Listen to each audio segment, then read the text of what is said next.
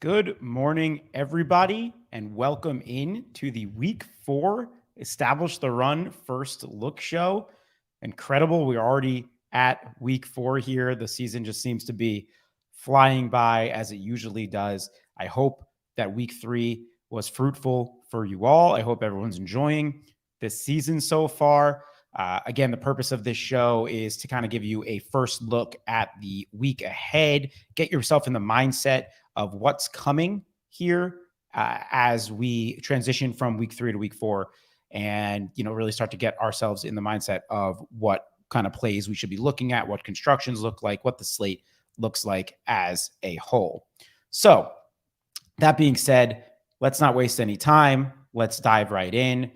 Week 4, once again, a bunch of teams off this slate. So we have Chiefs, the Rams, the Bucks, the Dolphins, the Bengals, the Vikings, the Saints are Sunday morning in London. So a lot of teams off the main slate that would be consequential for fantasy purposes. That being said, we do still have some heavy hitters, some firepower at the top. And something that was a real, I think, trend of last week was how tight pricing was. It was really, really tight. And this week it's looking somewhat similar, and we'll talk it through when we kind of talk about some of the high end running backs, but it's definitely looking like it's going to be a tight pricing week again. You might be scraping for value a little bit to kind of squeeze in some of the plays that you want to squeeze in. So let's talk at the top here. And right at the top, we have the two quarterbacks facing each other, who I think are clearly two of the three best quarterback plays on the slate. And that is Josh Allen with the Bills and Lamar Jackson with the Ravens. So this is a game that I think everyone will be looking forward to. We have a 51.5 over under early week. The Bills are favored by 3.5 as of Tuesday morning. Obviously, the Bills coming off that loss in division against Miami, Baltimore coming off a win against New England. And something that's been a theme here for Baltimore specifically is, with their secondary injuries and things like that, they have definitely been a really fun game environment so far for fantasy purposes. And we've seen them be able to give up big points, but score equally as big. And we saw Lamar, because people were a little scared off, I guess, with all these other high-end quarterbacks on this past week's slate.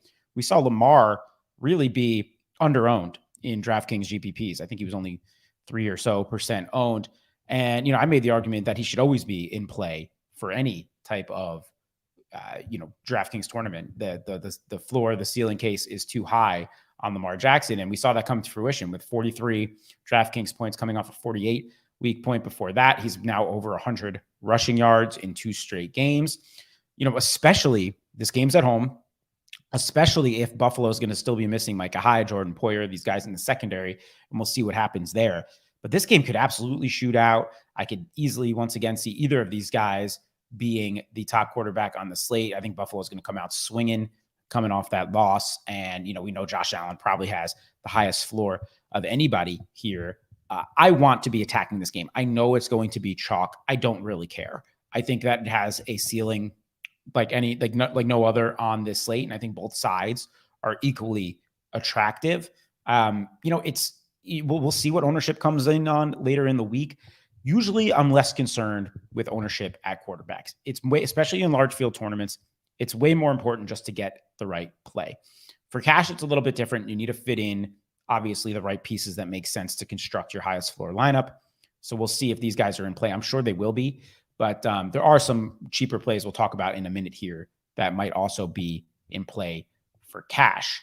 But Allen, Lamar, in my opinion, both very much in play. The last thing I mentioned with Lamar and the Ravens, we got to like the way this passing offense looks right now. Again, Lamar's yards per attempt are the highest of his career. I know going into last week, it was over 9 yards per attempt. I'd imagine that it's up that high still. Again, we see that he's running again, and their pass rate over expectation, they're still top 5 or 6 in the league there. So we're going to be attacking that game. After that, we have Jalen Hurts, who's becoming, old reliable almost over there in Philly. Certainly going to be in play in cash once again. The problem is he's pretty much the same price as these other guys, and the Jaguars are good. This game's in Philly. The Jaguars have looked really strong so far. I think this is another game to attack, though. It's a 48 over under. The Eagles are favored by 6.5. Wouldn't be surprised to see Jacksonville keep it close. On the other side of that game, you do have Trevor Lawrence at 5,700. I wouldn't totally rule it out, but this is something else that I believe in quite a bit when I'm picking my quarterback pool, that I really need the situations to align for me to want the lesser quarterback than the alpha in these scenarios. We do have a big enough price difference that I think you can make the argument for Lawrence, but it's a little bit of a tougher spot for him. Obviously, they played the Justin Herbert-less Chargers this past week and did dominate. Don't get me wrong.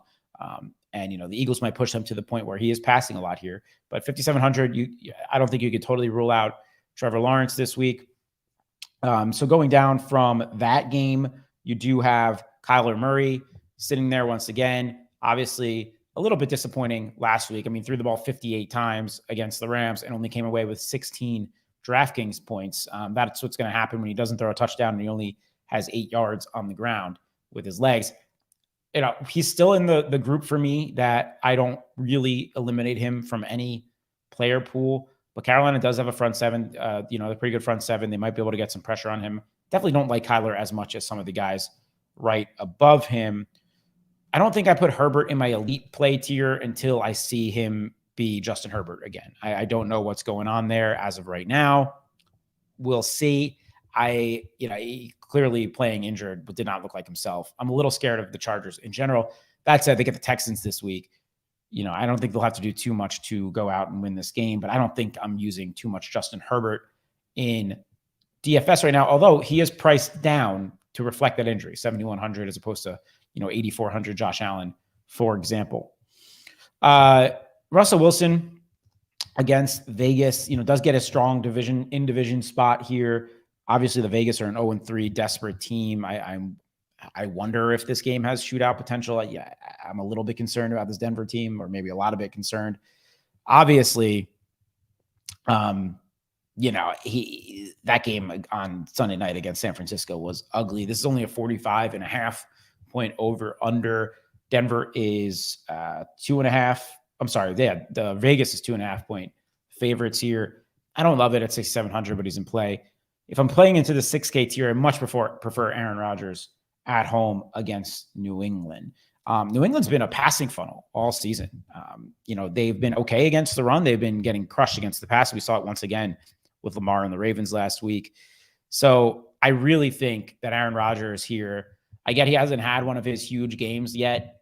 Look at his game log. It's been a little bit tough. He's in Minnesota and in Tampa Bay. And then that middle game was against Chicago, where they were able to just control the ball on the ground. He still was pretty efficient there. But I think the game plan here would be to pass. Obviously, New England just got torched by Lamar. Green Bay is back home here. You get a good discount off all these other guys. If I am going into the mid-tier, I like Aaron Rodgers quite a bit. Also don't mind Jared Goff against Seattle. This game in general, I think if you are going to be spending down, this is one to look at. It seems ugly on the surface, but Seattle's been able to be in games, I think, a little bit more than maybe I would have expected to start this season. And we have a 50.5 over-under here. It's ugly, but I think both Goff and you can make the argument for Geno Smith only because, look, they're letting him pass. The Lions defense continues to be one we really want to pick on for fantasy purposes. At 5,400, he scored 23 points last week. It's honestly a little bit of a higher ceiling than I thought. It's a similar matchup environment against Atlanta. They are on the road here. It's not totally out of the question. Other, cheap kind of guys that may be in play, Mariota with Atlanta here. I still want to see the ceiling more, but, Atlanta's been impressive so far this year, no doubt. I don't know if I'll be using him, but it's in play. There's a lot of cheap guys here, though. I mean, you can even make an argument for Baker Mayfield because that Arizona defense has been one to pick on so much. But again, we're not really seeing much of a ceiling there at a Baker. You get Daniel Jones against Chicago. We saw him rush for 79 yards last night. Something that makes me always, be interested in Daniel Jones. Very concerned about that Giants offensive line, though. Hopefully they scheme something up. I mean, Chicago's front seven is not bad. I don't think it's as strong as Dallas's was last night. I think you can make an argument for him. Cooper Rush gets Washington, another team that we've been picking on. I don't think Cooper Rush has the ceiling I'm looking for, though, although I've been impressed. I think if you want to get real ugly, you can even make the argument for Mitch Trubisky at home against the Jets. We'd like to see Mitch start to use his legs more like we saw in Buffalo, though. I think that'll do it for the quarterbacks. I still prefer to spend up in one of these top 3 guys, but there are definitely a plethora of cheap punts this week at quarterback for sure. Okay, moving on to running back here. So I mentioned how last week how pricing was really tight. It really made it difficult, especially because running back was just ugly in general, but it really made it difficult to want to invest in these high-end running backs. And we saw that with ownership on all 3 of these top guys who are, once again, our top 3, and Jonathan Taylor, Christian McCaffrey, Derrick Henry. None of them were particularly highly owned. I know CMAC in the Millie Maker was 2.72%. And I get that it's really hard to fit these guys in, but I'm just going to keep going back to the well here at those percentages because they are like the only couple guys on this slate, or 3 of 6 or 7 type of running backs that can really break the slate. And I get that it's gonna create for a very unbalanced build, but maybe in tournaments, getting a little bit over the field on guys like this makes a ton of sense to me. So Jonathan Taylor, gets a Titans team that Saquon ran all over in week 1. Josh Jacobs was over 5 yards a carry. This past week, they're back at home, coming off a win. I think they're going to want to try to establish, the game, establish the run game very early in this game to kind of control that situation. He hasn't had a ceiling game since week 1, but his usage and his role have been elite. The 21 carries this past week, only 3.5 yards a carry, but we know what the ceiling is on JT. I have no problem there. Again, I said it last week. I'm going to keep going back to this Christian McCaffrey well. The role is elite. The usage, the snap percentage, all of it is there. And he's been healthy so far. Yeah, Carolina hasn't been a team that we've been loving to attack from an offensive perspective. And I'm a little bit worried about Baker being like a star ruiner, like we saw with Odell in Cleveland, and DJ Moore has not been able to get rolling. But it's not like CMC has been busting here. He just hasn't been hitting a ceiling at all. But he's been over 15 points in every game. And a big game is coming for Christian McCaffrey. If I'm getting 3, 4, 5% on Christian McCaffrey, I will continue to smash that. Absolutely. Derrick Henry, probably less interested this week than I was last week. And, Derrick Henry probably would have been reflected in an optimal lineup if it wasn't for the David Montgomery injury and Khalil Herbert bursting onto the scene. We did see 25 points for Henry. Was able to control that game with Vegas. Not out of play, but I like all these other guys around him more, including Saquon.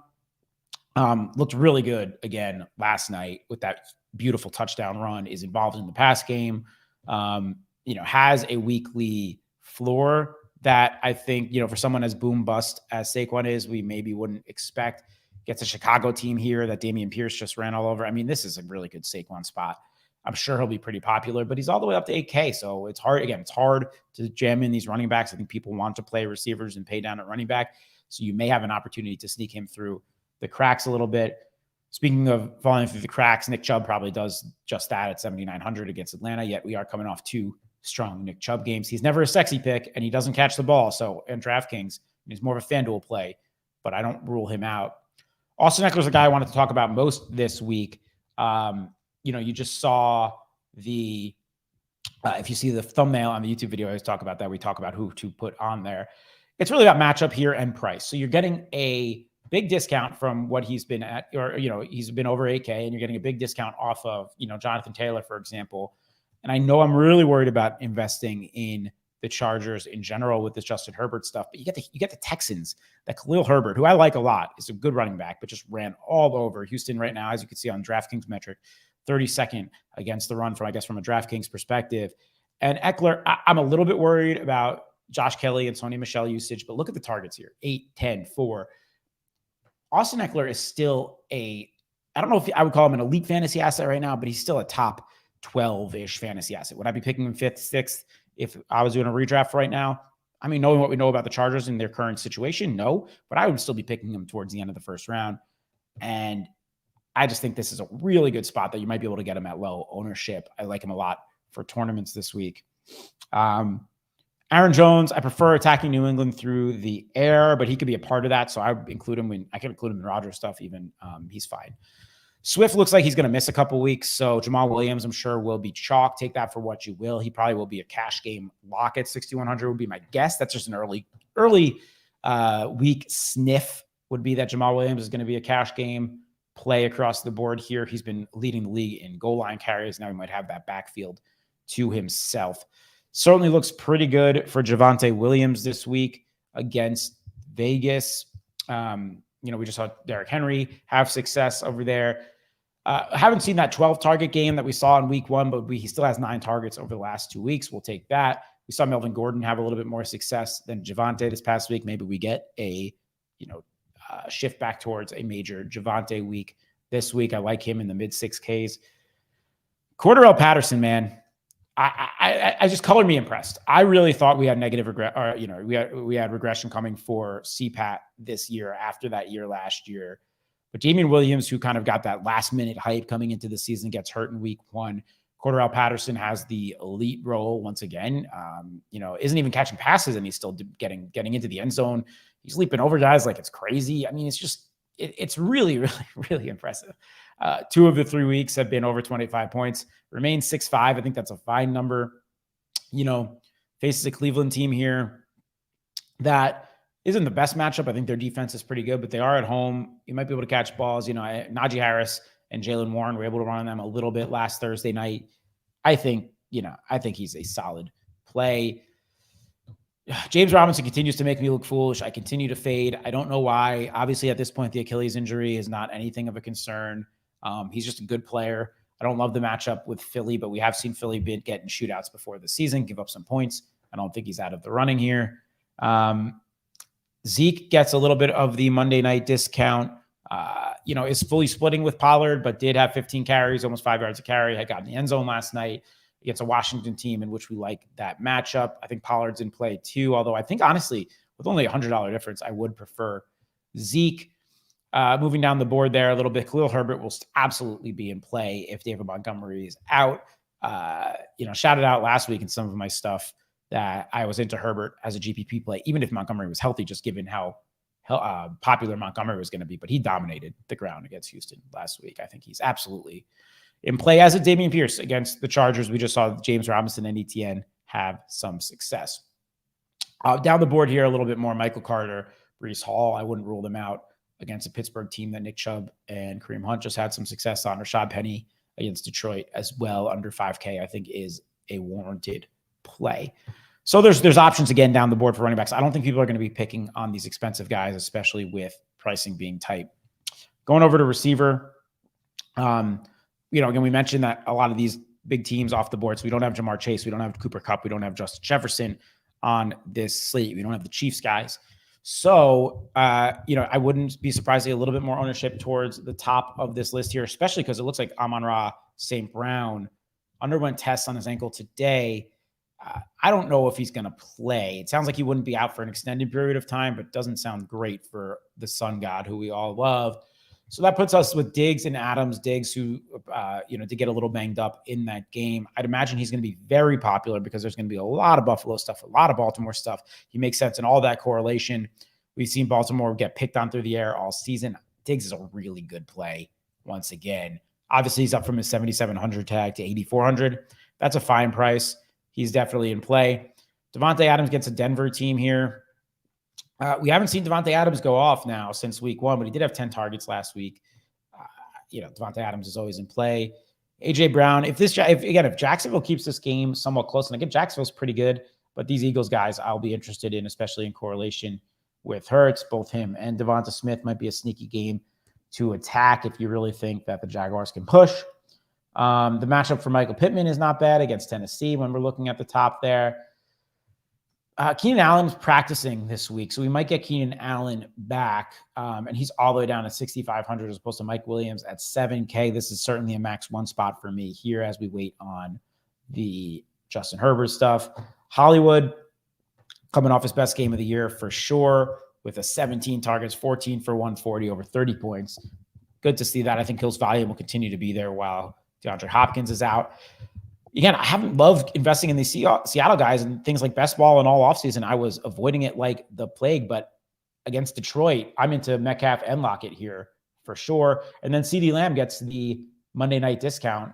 Could have had a much bigger game last night if he didn't drop that ball in the first quarter, but 8 for 87 and a touchdown could have easily been 9 for 120 and 2 touchdowns or something like that. So CD, clearly Cooper Rush is able to support him. Cooper Rush is not bad at all. I mean, he was very impressive last night. He stands in the pocket even under pressure, makes big throws. So I'm not avoiding these Dallas guys, especially in a good matchup with Washington. And at 6,700, CD looks like a great play to me this week. Kirk looks good in Philly correlation stuff. Gabe Davis would be a really strong pivot once again to what's going to be a chalky Diggs. Disappointed a little bit last week, but he gets 1 week healthier here. Really love Gabe Davis this week at 6,600. He makes a lot of sense. Moving down the board, Sutton looks good at 6,400. I think he's good against Vegas there. Drake London looks really strong, continues to be in play. Just mentioned Lockett. Devonta Smith coming off an excellent game. Rashad Bateman's the guy I want to talk about here because if you're going with this Buffalo-Baltimore stuff, and I'm sure Bateman's going to be dragged along by some correlation here as far as popularity is concerned, but he makes so much more sense from a bring back or even in a Lamar stack from a pricing perspective because we'll go over to tight end here in a second, but because Mark Andrews is so expensive. Let's keep an eye on Renfro this week, but you may have some Matt Collins value again. I'm sure he'll be steamed up. Chark's going to be a really good play if Sun God's out, so keep an eye there. Same thing with Josh Palmer with Guyton now down if Keenan Allen misses again. Dortch still in play at 5K, with that solid role. And then McKenzie, again, another one of these guys, did get his 9 targets last week. He was our hyped up guy going into the season. Looks like he had definitely had his best game of the year last week. Don't love the price at 5,100, but again, we want all pieces of that game for sure. Going down, Romeo Doubs coming off that big game, gets New England here, who people have been able to throw against for sure. We'll be using him in correlation and just in general. I don't mind him as a one-off play. Keep an eye on the cheap wide receiver volume article that I write. That'll be coming out around Thursday morning for some more, cheaper plays here, but there'll be some options. Tight end, Mark Andrews, I mentioned it, once again, picking right back up where he left off last year, coming off 2 great weeks, 8 for 89 and 2 this past week, 9 for 104 and 1 the week before, about between 29 and 30 points in both of these weeks. I want to do a Josh Allen, Diggs, Andrews, type of stack. Absolutely. Or Bills double with an Andrews bring back. It's just really expensive. So that's where you're going to be going down to those, mid cheap running backs. You have to pick on a cheap wide receiver or two. You're going to have to pay down a defense. I don't think it's off play at all, but if you do that, you're investing all of your money into those guys. Hopefully the cumulative ownership around a stack like that won't be too bad. But that's why I mentioned Bateman there before. And then it's a huge drop off from 7,100 to 5,600 with Waller. I think it's not a bad matchup for him. Kittle was able to get involved a little bit this past week. I think Vegas is a better overall passing offense than San Francisco is. We're still waiting on that explosion game from Darren Waller. I definitely don't mind it at 5,600. And then we finally saw Kyle Pitts do his thing last week, at least 5 for 87, 8 targets, much more involved. Happy to see that. He's still not too expensive. So that's in play. Goddard's definitely in play as we continue to attack the Philly stuff for sure. Haven't seen a huge game out of him yet. Hawkinson also found the end zone last week, kind of salvaging his week at 4-2. He goes down $100 and gets Seattle this week. Sure. I don't mind that at all. Going to keep attacking Dawson Knox here. He did get a little banged up, but came back into the game. 3,800, sub 4K is such a good way to get different in our favorite game environment of the week. Njoku, man, I don't know why they didn't raise his price more from 3,400 after coming off that dominant 9 for 89, 1 performance. He gets Atlanta here. I like that a lot. And then, there'll be some punt tight ends once again, but not as many on this slate as there have been on some of the other ones with Juwan Johnson off this slate, etc. And that'll just about do it. I don't discuss defense really here, but, play away from ownership. There'll be some interesting stuff, I'm sure. Listen to our content as we go on here, and there'll be plenty surrounding defense. Again, tight week once again, I think. So you're going to have to get creative with how you use your salary. There should be some interesting pivots, though, for sure. Not as many attractive game environments as last week with over 3. There were over 3 games with nearly a 52-point game total last week, but there are a couple with over 50 and still some interesting spots to look at that might fall through the cracks a little bit. So, keep an eye on all of our content coming throughout the week here at Establish the Run. Coming up right after this, we will have our bi-weekly awards show with Adam Levitan, Ryan Reynolds, and myself to look at the awards market, MVP, maybe Rookie of the Year, Coach of the Year. So tune in for that on the Establish the Run YouTube page. And then also coming later today, obviously you have Adam and Evan's team-by-team pods to kind of get us caught up in more detail going into week 4. But hope everyone enjoyed this first look, and I wish everyone the absolute best of luck in week 4. Take care, everybody.